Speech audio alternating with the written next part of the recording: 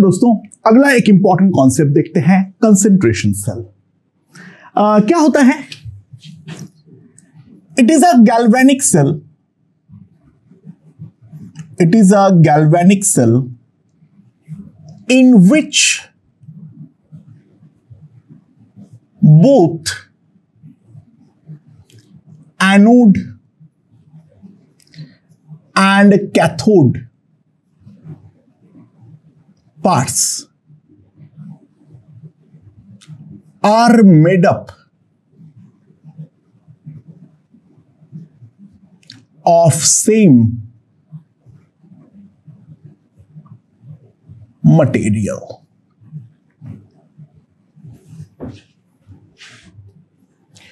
एक ऐसा galvanic cell है जहां पर कैथोड और एनोड दोनों एग्जैक्टली सेम चीज से बना हुआ है and reactions taking place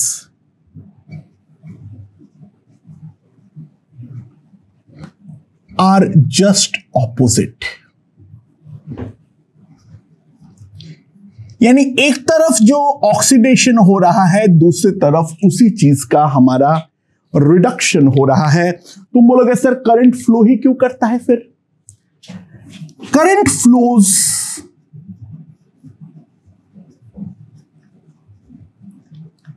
due to the difference in concentration of solution. In rare case electrodes भी हो सकता है, ठीक है, और partial pressure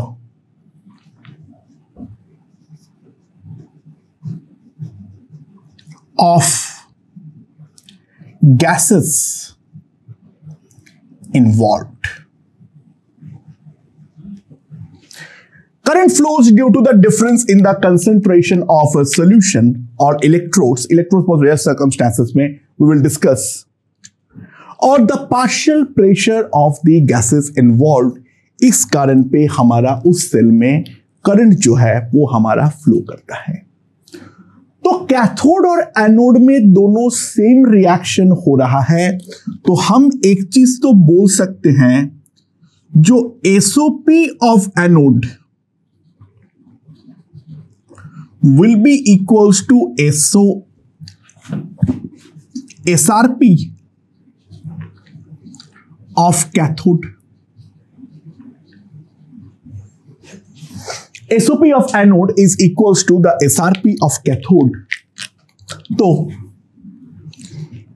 E naught cell will be always equals to 0 for concentration cell।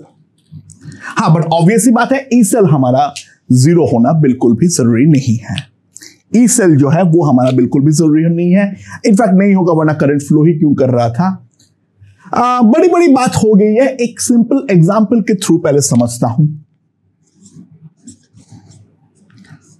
मान लो हमारे पास है Zn solid, ZnSO4 aqueous, concentration है C1 molar. Salt bridge ZnSO4 aqueous C2 molar, zinc solid. तो सवाल यहां पर यह है, calculate E cell and condition for the cell reaction to be spontaneous। Calculate the E cell and the condition of the cell reaction for that to be spontaneous। So क्या है फंडा यहां पर? हमारे पास दो कंटेनर है, दोनों के अंदर ही मेरा जिंक रॉड ही डिप्ट है।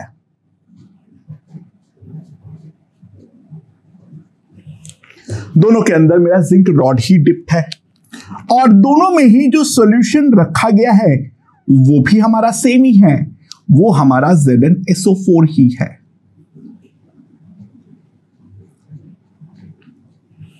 ठीक है। सो यहां पर जो सॉल्यूशन के अंदर मैंने डिप किया हूं, यहां पर कंसेंट्रेशन ऑफ Zn2 प्लस मेरा C1 मोलर है और यहां पर जिसके अंदर मैंने डिप किया हूं concentration of Zn2 plus C2 molar है।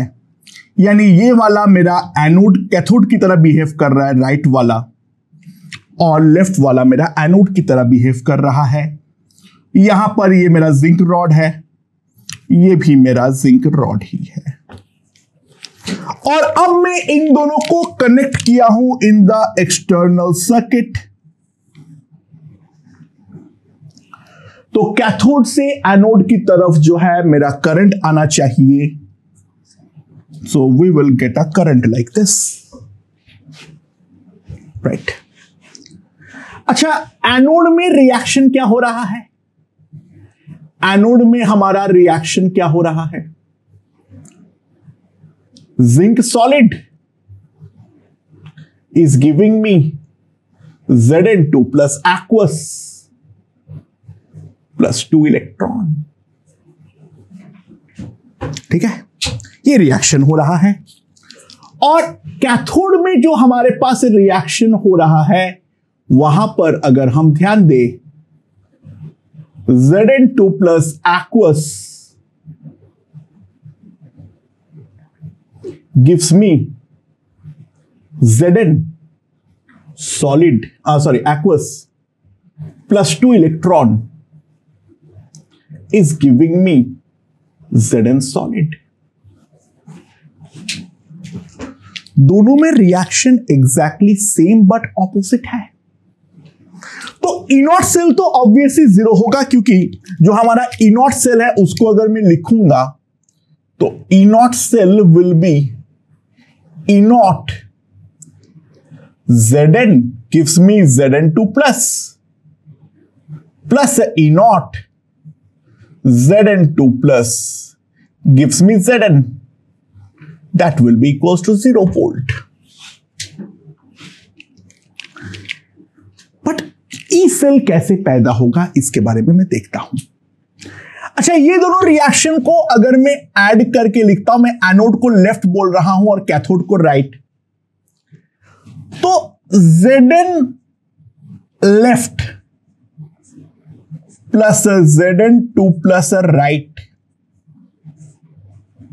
will give me Zn2 plus left plus Zn right। That is what I can write। So Q of this reaction will be Zn2 plus left divided by Zn2 plus right। And यहां पर अगर हम ध्यान दें, that is nothing but C1 by C2। N का value जो है वो मेरा 2 है, N का वैल्यू जो है वो मेरा 2 है। तो मेरे पास जो ई सेल आएगा, मेरे पास जो ई सेल आएगा वो ई सेल कितना होगा? E naught cell that is 0 minus 0.06 by 2 log 10 C1 by C2। तो ई सेल का वैल्यू आ जाएगा minus 0.03 log 10 C1 by C2। और क्योंकि C1 और C2 इक्वल नहीं है तो डेफिनेटली ये चीज हमारा जीरो नहीं है। So this is the value of E cell that we can definitely write।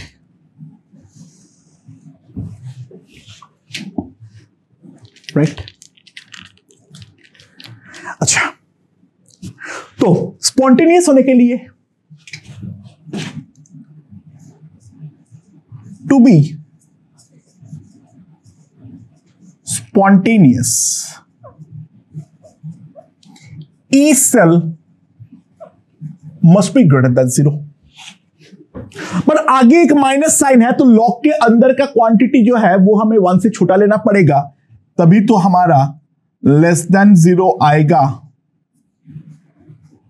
तो C1 must be less than C2।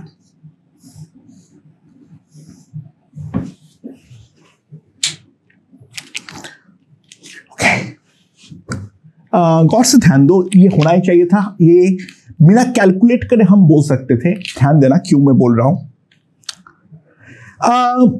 Left hand side में Zn2 प्लस पैदा हो रहा है, राइट हैंड साइड में Zn+2 कंज्यूम हो रहा है।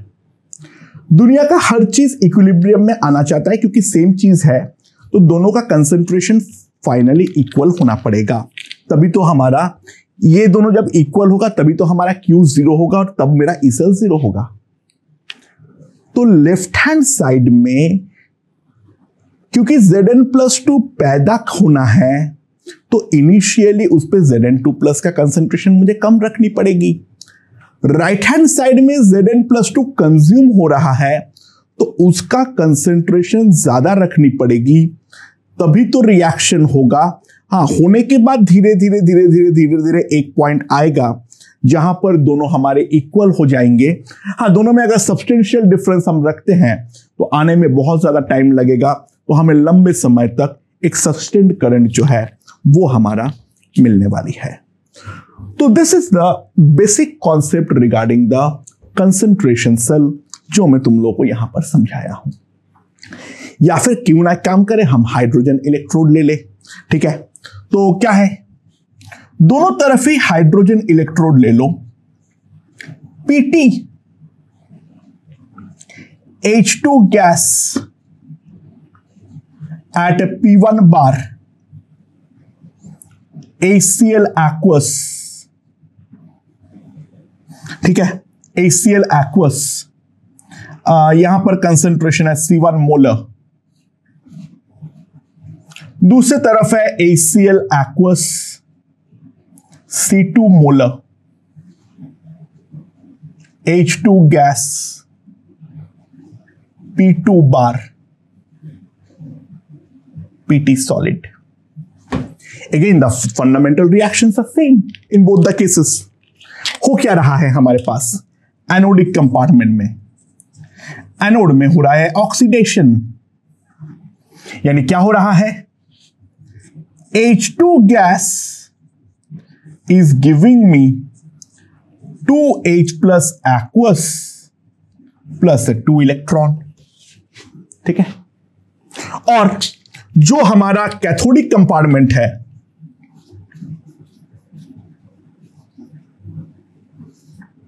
उस पर हो रहा है 2H plus aqueous plus 2 electron is giving me H2 gas। और दोनों रिएक्शन को मैं साथ में लिख सकता हूं,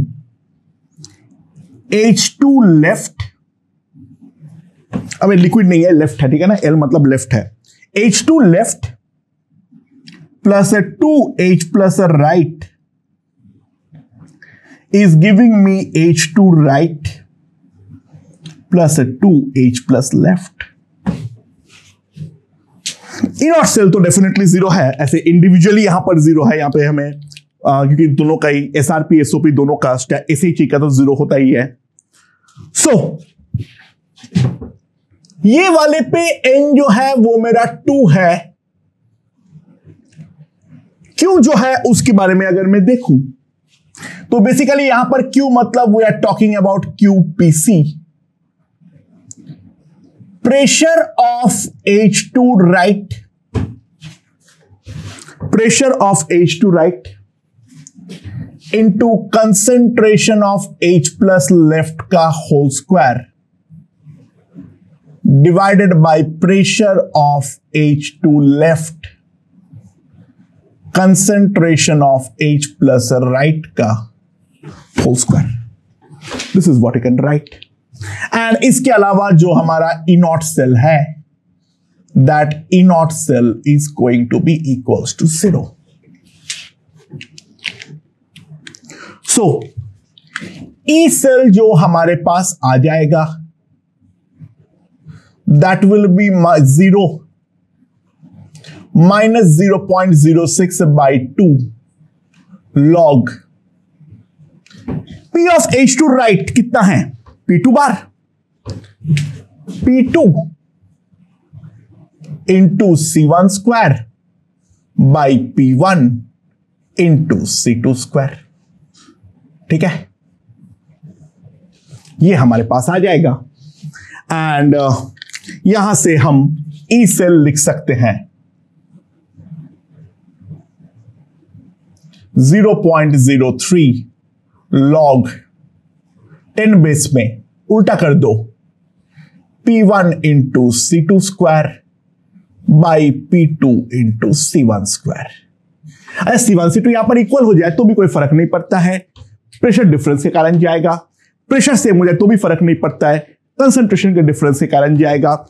दोनों सेम एक साथ नहीं हो सकता है, दोनों अलग हो बट वो मल्टीप्लीकेशन डिफरेंट हो तो भी हमारा कोई फर्क जो है वो हमारा नहीं पड़ता है। तो ये हमारा ई सेल आ गया for spontaneous nature. For spontaneous nature E cell must be greater than 0, यानी लॉग के अंदर के क्वांटिटी ग्रेटर देन 1 होना चाहिए। यानी कंडीशन जो हमारे पास आएगा तो P1 C2 square must be greater then P2 C1 square. That is what I can right.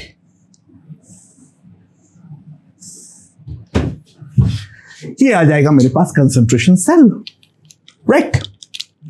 अगले देखेंगे जहां पे इलेक्ट्रोड्स का डिफरेंस के कारण होता है, वेरी रेयर केसेस है। Let's see. ओके, क्या है ये इलेक्ट्रोड का डिफरेंस वाला कब होता है? अगर जो मेरा इलेक्ट्रोड है वो मेरा एमलगम हो, बेसिकली मर्क्यूरी के अंदर घुला हुआ अगर सॉलिड होता है तो उसको हम लोग बोलते हैं एमलगम इलेक्ट्रोड। एग्जाम्पल के तौर पे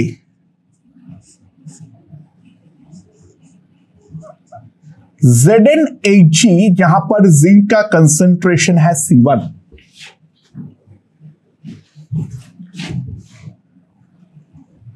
Zn+2 aqueous, ZnHgC2। ठीक है। अच्छा, C1 जो है, C1 हमें दे रखा है 10 ग्राम जिंक पर 100 ग्राम मर्क्यूरी, और C2 दे रखा है 1 ग्राम मर्क्यूरी जिंक पर 100 ग्राम मर्क्यूरी। सवाल यह है मेरा ई सेल कितना होगा?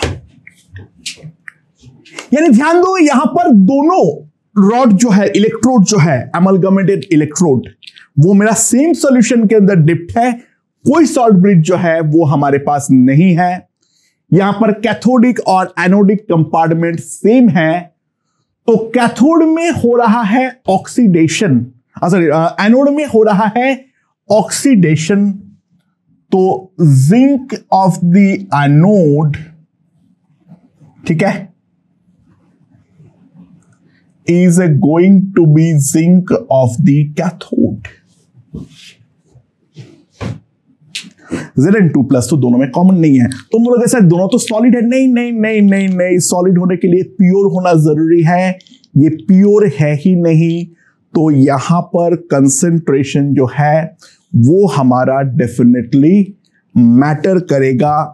यहां पर जिंक का एक्टिव मास मेरा डेफिनेटली 1 नहीं होगा, क्योंकि एक्टिव मास 1 होने का मोस्ट बेसिक क्राइटेरिया मैंने बताया था, that solid has to be pure. यहां पर तो जिंक जो है वो बेसिकली हमारा सोल्यूट है, तो zinc anode is basically getting converted to zinc cathode, यानी लेफ्ट से राइट की तरफ जो है वो मेरा यहां पर ट्रांसफर हो रहा है। So what I can right is the Q value of the reaction is a concentration of zinc in cathode by concentration of zinc in the anode, and that will be simply C2 by C1 with the N value of 2.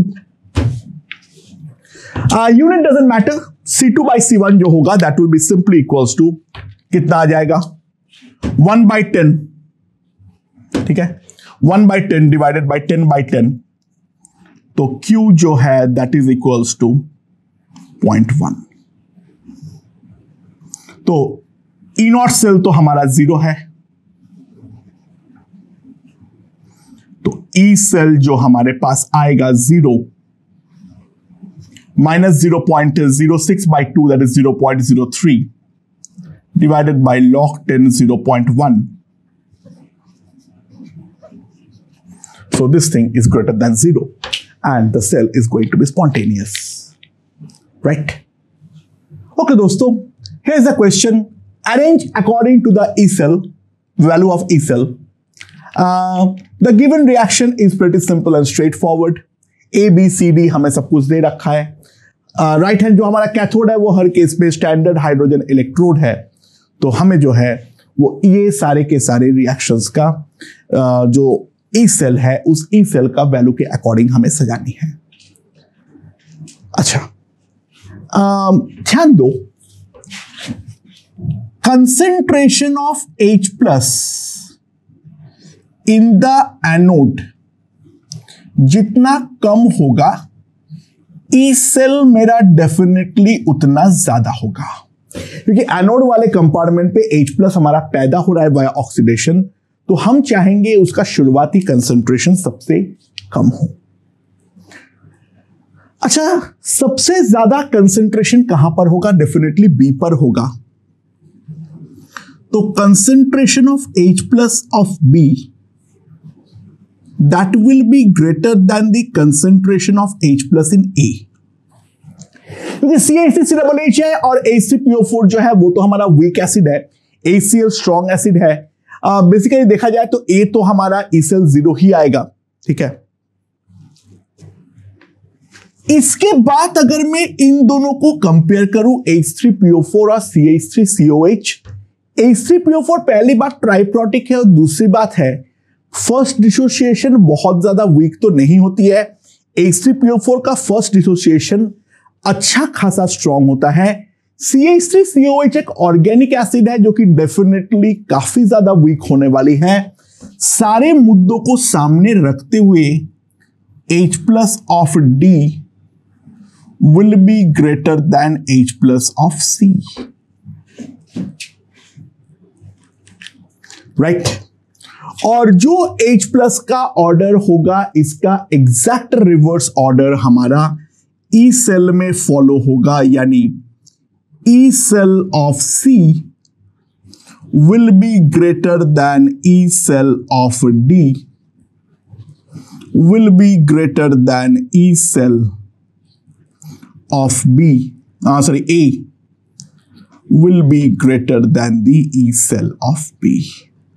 So this is going to be the trend regarding the E cell, ठीक है। पूरा mathematical calculation करने की जरूरत ही नहीं थी, हमें arrange तो करना था। राइट हैंड साइड में यानी कैथोड में H प्लस जितना ज्यादा होगा उतनी अच्छी बात है, एनोड में H प्लस जितना कम होगा उतनी अच्छी बात है। यानी we always to make the reaction more feasible, we always try to initially take as low concentration of product possible and as high concentration of reactant possible. Okay Okay दोस्तों, so this is the reaction given, cell given, we have to find the E cell. दोनों तरफ ही अगर हम ध्यान दें तो पूरा game Cl2 और Cl- का है, यानी यहां पर एनोड साइड में हमारा ऑक्सीडेशन होना चाहिए और कैथोड साइड पे जो है वो हमारा रिडक्शन होना चाहिए। तो एनोड में क्या हो रहा है हमारे पास, एनोड में हमारे पास क्या हो रहा है, यहां पर अगर हम ध्यान दें तो 2 times Cl minus gives me Cl2 plus 2 electron. We are getting oxidation. And cathode side में जो रिएक्शन हमारा हो रहा है Cl2 plus 2 electron gives me 2Cl minus. तो सिंपली जो मैं लिखूंगा वो लिखूंगा 2Cl minus left plus Cl2 right gives me 2Cl minus right plus Cl2 left. तो इसका जो N है वो मेरा 2 है, E0 सेल जो है वो मेरा 0 है और Q जो आएगा basically QPC, P of Cl2 left into Cl minus का whole square right by PCl2 right into Cl minus left का होल स्क्वायर। तो मेरे पास Q जो आएगा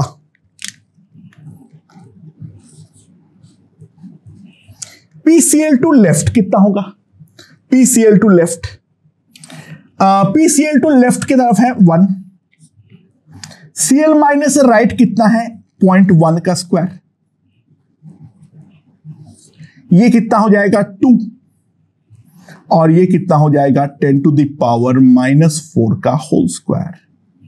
that will be 10 to the power -8 यहां पर आएगा, 10 to the power -7 हो जाएगा, 10 to the power 7 हो गया तो 5 into 10 to the power of 6, ये मेरे पास Q है। तो ये अगर मेरे पास Q है तो मेरे पास जो E सेल आएगा 0 minus 0.6/2 log 10 base 5 into 10 to the power of 6, तो ये मेरे पास हो जाएगा 6.7, ठीक है। log 6 मतलब यहां पे 6 plus log 5 that will be 6.7, तो E cell will be minus 0.03 into 3.7, तो कितना आ जा रहा है मेरे पास ये 21.111 volt with a minus sign, यानी सेल जो लिखा हुआ है वो मेरा नॉन स्पॉन्टेनियस है, वो ऑब्वियस सी बात है। ध्यान दो लेफ्ट हैंड साइड में Cl माइनस जो है वो मेरा रिएक्टेंट है जो कम है, राइट हैंड साइड में Cl माइनस मेरा प्रोडक्ट है वो ज्यादा है, Cl2 यहां पर प्रोडक्ट है, चलो वो तो ठीक है, वो अच्छी बात है क्योंकि यहां पर ये कम है ये ज्यादा है, बट उस फैक्टर को जो है वो मेरा ओवर पावर नहीं कर पाया है, तो आंसर जो आया है वो मेरा आया है 0.111 वोल्ट, ठीक है। कैथोड और एनोड दोनों में H2 का जो पार्शियल प्रेशर है वो सेम है। एनोड के अंदर मेरा एक वीक एसिड डाला हुआ है 0.1 मोलर, जिसका Ka जो है वो है 10 to the power of -5, और यहां पर दूसरे में कैथोड में जो K है वो है 10 to the power -3। तो सवाल यहां पर ये है जो E सेल कितना होगा इन दोनों को जब मैं कनेक्ट करूंगा। अच्छा, H प्लस कैथोड कितना, एनोड कितना होगा? H प्लस का concentration in the anode will be equals to root over 0.1 into 10 to the power of -5,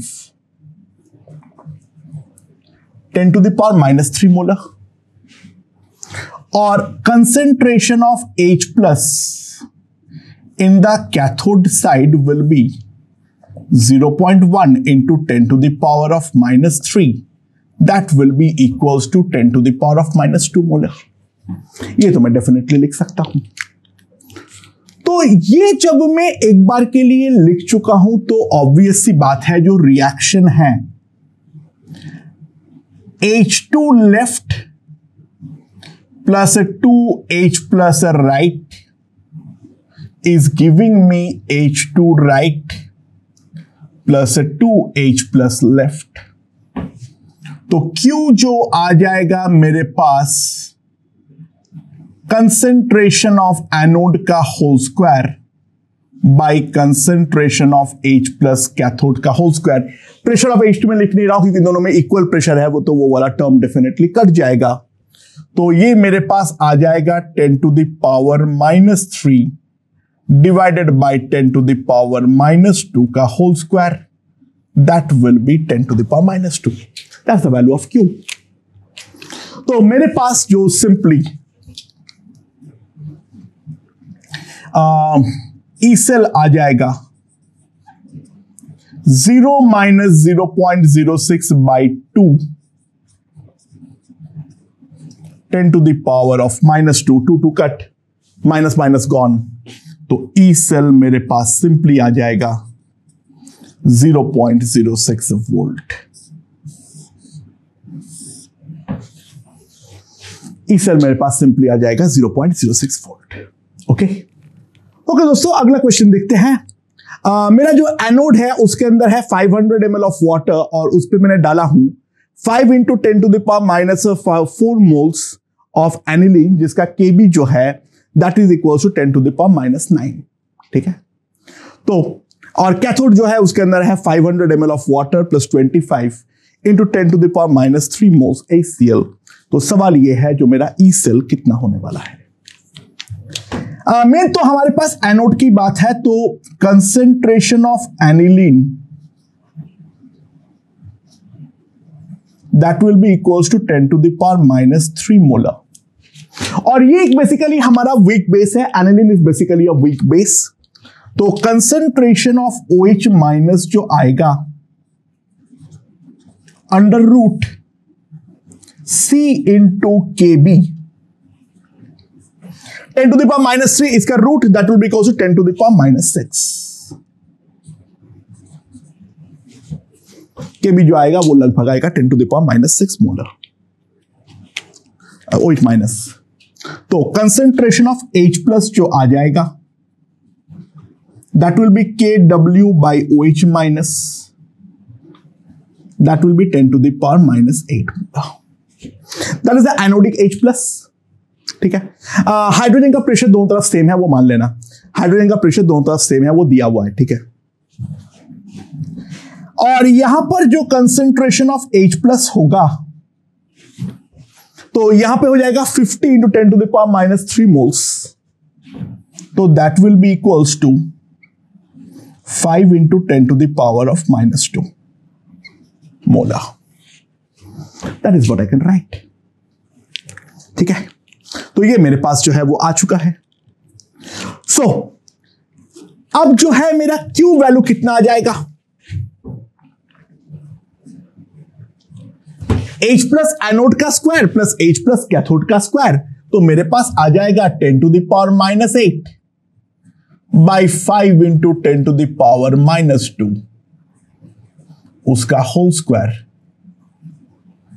तो 2 × 10 टू द पावर ऑफ -7 का whole square. That is equals to 4 × 10 to the power of -14. That is what I can right.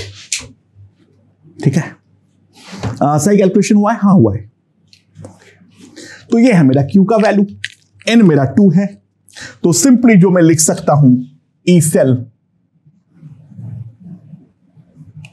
0 minus 0.06 by 2 log 10 4 × 10 to the power -14. तो 0.03 14 minus log 4 14 minus log 4 that will be 14 minus 0.6 यानी 13.4.